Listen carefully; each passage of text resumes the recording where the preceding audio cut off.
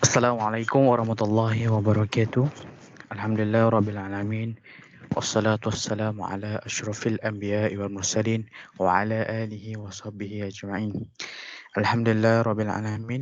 Syukur kita kepada Allah Subhanahu wa taala kerana diberi nikmat iman, nikmat kesihatan yang cukup baik kepada kita bagi meneruskan sisa-sisa kehidupan di atas muka bumi Allah ini.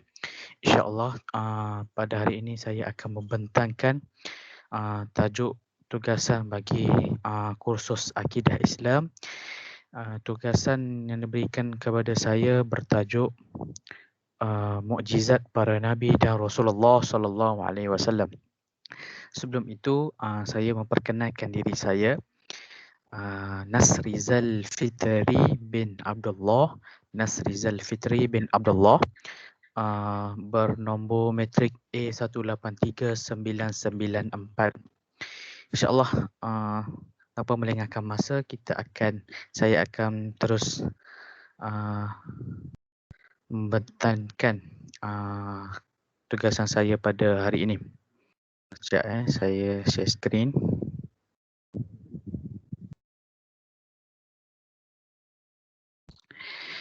Baiklah, seperti yang dapat anda sekalian lihat ialah berkaitan dengan akidah Islam, mukjizat para Nabi dan Rasul. Petikan mukjizat para Nabi dan Rasul. Kita pergi kepada yang pertama iaitu para Rasul, pengenalan berkaitan dengan perkara ini. Para Rasul dan Nabi diutuskan untuk menjadi pemimpin kepada umat manusia di muka bumi ini. Setiap Nabi telah dianugerahkan pelbagai mukjizat yang sesuai dengan suasana mereka ketika memimpin umat manusia. Tujuan mukjizat itu diberikan adalah kerana apa? Kerana untuk membantu dan menguatkan para Nabi. Bentuk-bentuk mukjizat yang diterima oleh para Rasul adalah berbeza. Kita pergi kepada takrifan mukjizat. Dari segi bahasa ialah bermaksud lemah atau yang melemahkan. Lemah atau yang melemahkan iaitu merupakan golongan yang tidak berdaya dan tidak mampu untuk menyahut cabaran. Kalimah lain yang digunakan dalam Al-Quran bagi menunjukkan mukjizat ialah ayat yang bertanda ataupun bayinat yang bermaksud keterangan dan juga barahin iaitu bukti. Adapun sebaliknya, mukjizat dari segi istilah pula bermaksud sesuatu perkara yang bertentangan dengan perkara yang normal pada adat serta disertai cabaran. Okey.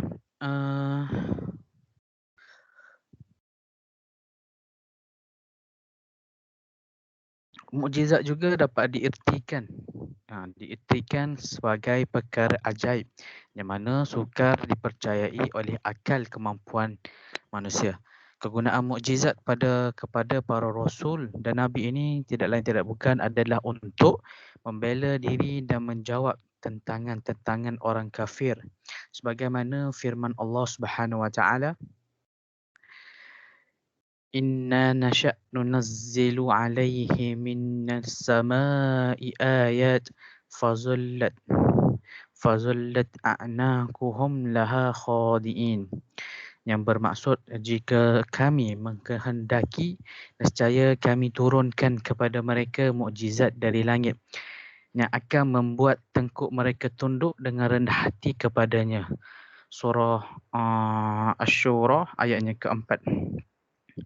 Dalam bait syair kitab Al-Mukhtasar Al-Mufid fi Syarah Jawharat Tauhid karya Dr. Nuh Ali Salman Al-Qudhi, kita kalau lihat kepada bait nizam yang ke nombor 68 yang berbunyi bil mu'jizat aidu takrima wa asimatul bari likulli khatama. Dengan mukjizat Rasul dituguhkan sebagai kemuliaan Allah memelihara Rasul. Manakala lihat kepada bait nazam yang ke bernombor 73 Dan mukjizat sangat banyak, di antaranya kalam Allah sebagai mukjizat yang melemahkan manusia, iaitu minha kalamullah mu'jizal bashar. Salah satu daripada rukun iman ialah beriman kepada Rasulullah sallallahu alaihi wasallam. Selama mana manusia selamatnya manusia ialah kerana apa? Kerana mereka berpegang kepada rukun iman. Akan tetapi bagaimana untuk membezakan? Di sini timbul persoalan. Akan tetapi bagaimana untuk membezakan para rasul yang sebenar dengan yang lain? Maka dilihat kepada apa? Kepada sejarah hidup perjalanan seorang rasul itu, dan diperkuatkan lagi dengan anugerah Allah SWT kepada mereka dengan kebesaran mukjizat. Kita bercakap berkenaan dengan sejarah, kita bercakap berkenaan dengan bagaimana cara untuk membezakan mereka, para rasul, yakni para rasul itu dengan selain daripada para rasul, iaitu yang pertama, sirah perjalanan hidup rasul sebelum diutuskan menjadi rasul, yang mana kehidupan semua nabi terpuji dan dipuji sebelum dibangkitkan menjadi rasul kerana mereka terpelihara dari dosa seperti yang telah disebutkan. Yang kedua ialah intipati kerasulan itu tersendiri. Perkara yang diseru oleh para nabi sebenarnya ialah perkara-perkaranya hak yang benar. Mereka mengajak kepada tidak lain tidak bukan ialah beriman kepada Allah Subhanahu Wa Taala, berpegang dengan kemuliaan akhlak. Apabila mereka menyeru kepada beriman, beriman, tidak ada kepentingan diri dan dunia di sebalik seruan itu. Kejap.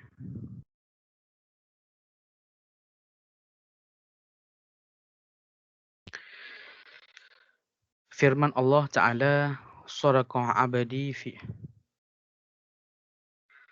menepati dengan firman Allah Subhanahu Wa Taala, Sadaqa abadi fiha yablighu anni, benarlah hambaku dalam penyampaiannya dariku. Justru kita pergi kepada yang seterusnya ialah kita pergi kepada pembahagian mukjizat. Sebagaimana yang kita ketahui bahawasanya mukjizat itu tersendiri terbahagi kepada dua, iaitu mukjizat hissiyah dan mukjizat maknawiyah. Mukjizat hissiyah adalah mukjizat yang mampu dilihat secara fizikal, secara mata kasar atau panca indera, dan diertikan sebagai suatu yang luar biasa. Sebagai contoh, tongkat Nabi Musa AS yang dapat membelah lautan serta bertukar menjadi ular dan memakan ular-ular sihir ahli sihir Fir'aun. Seterusnya ialah mukjizat maknawiyah. Mukjizat maknawiyah ialah mukjizat yang tidak dapat dilihat secara mata kasar oleh setiap orang sebagai sesuatu yang luar biasa. Contohnya mukjizat maknawiyah ialah seperti mukjizat yang terbesar bagi Nabi Muhammad SAW, iaitu Al-Quran. Kita pergi seterusnya kepada jenis-jenis mukjizat mengikut Nabi. Di sini saya ada menyatakan beberapa bilangan mukjizat mengikut Nabi. Kita pergi kepada yang pertama ialah Nabi Daud AS. Nabi Daud AS ini memiliki suara yang sangat merdu sehingga makhluk lain pun mengikut baginda bertasbih bersamanya. Dan mukjizat Nabi Daud juga berkebolehan untuk berbicara dengan burung dan berhasil mengalahkan bunyi-bunyi burung itu. Seterusnya ialah Nabi Sulaiman AS pula mampu berkomunikasi dengan haiwan, menguasai bangsa jin, mampu menundukkan angin dan memiliki permainan angin yang terbuat dari sutra hijau dengan benda emas yang berukuran 60 ml panjang dan 60 ml lebar. Seterusnya ialah Nabi Ibrahim AS, di mana anugerah yang diberikan kepada baginda ialah tidak hangus dibakar kerana api yang membakarnya berubah menjadi sejuk. Seterusnya Nabi Yusuf AS, seorang Nabi yang memiliki ketampanan luar biasa dan mampu menafsir mimpi-mimpi. Nabi Isa AS memiliki kemampuan menyembuhkan orang buta, menyembuhkan pesakit kusta dan menghidupkan orang mati. Manakala Nabi Musa AS seperti yang saya beritahu tadi, mempunyai tongkat yang mampu membelah lautan dan menukarkan sebuah tongkat kepada ular yang memakan ular-ular ahli sihir Fir'aun. Dan yang terakhir yang ingin saya nyatakan di sini ialah berkenaan dengan mukjizat Nabi Muhammad sallallahu alaihi wasallam. Yang mana Nabi Muhammad pula dianugerahkan mukjizat yang mampu membawa baginda naik ke langit ketika peristiwa Isra dan Mi'raj. Seterusnya membelah bulan bagi membuktikan kenabiannya kepada kaum Yahudi. Seterusnya terpacarnya air di celah-celah jari baginda, dan yang paling besar mukjizat kepada Nabi Muhammad sallallahu alaihi wasallam ialah mukjizat Al-Quran.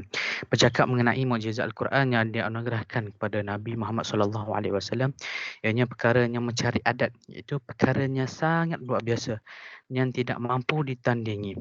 Al-Quran kekal sedemikian sehingga berlakunya kiamat.